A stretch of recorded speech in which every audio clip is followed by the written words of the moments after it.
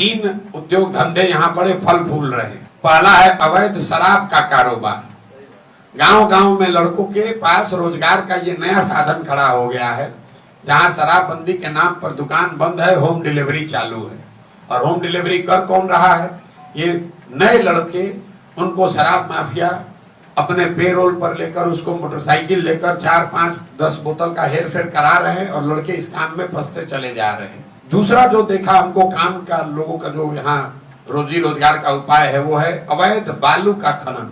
हम लोग जब रोड पर पैदल चलते हैं, 10 ट्रक या ट्रॉली अगर हमको मिलेगा तो उसमें मान कर चलिए कि 2-3 ट्रक ट्रॉली वही होगा जिसमें अवैध बालू का खनन हो रहा है। आप बांका जाइए वही हाल, चंपारण जाइए वही हाल, सुपौल जाइए वही हाल। कोई जिला ऐसा नहीं है जहां अवैध बालू का खनन बहुत बड़े स्तर पर नहीं हो रहा है।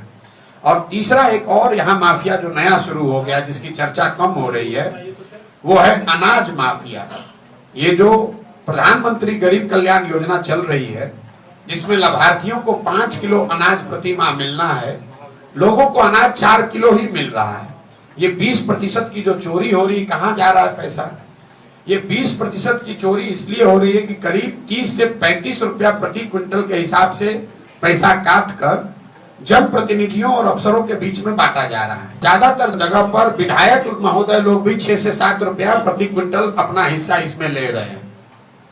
और ये अनाज को जो पैसे में कन्वर्ट करने का सिस्टम है, भाई जो अफसर पैसा ले रहा है, जनप्रतिनिधि पैसा ले रहा है, अनाज तो ले नहीं रहा है। तो ये हर जिले में ये अनाज के नए माफिया पैदा हो गए हैं, जो इस अनाज को एक तरीके से इकट्ठा करते हैं, उसको पैसे में कन्वर्ट करते हैं, कुछ पैसा अफसर और जनप्रतिनिधि तक पहुंचाते हैं, कुछ खुद का रखते हैं, और फिर उसी अनाज की रिसाइकलिंग करके फिर उसी लाभार्थी को अगले महीने फिर उसी अनाज को बेचा जाता है। ये 3 जो उद्योग फल फूल रहे हैं, शराब माफिया, बालू माफिया और अनाज माफिया, इसको अगर आप छोड़ दें तो कहीं कोई रोजी रोजगार है नहीं।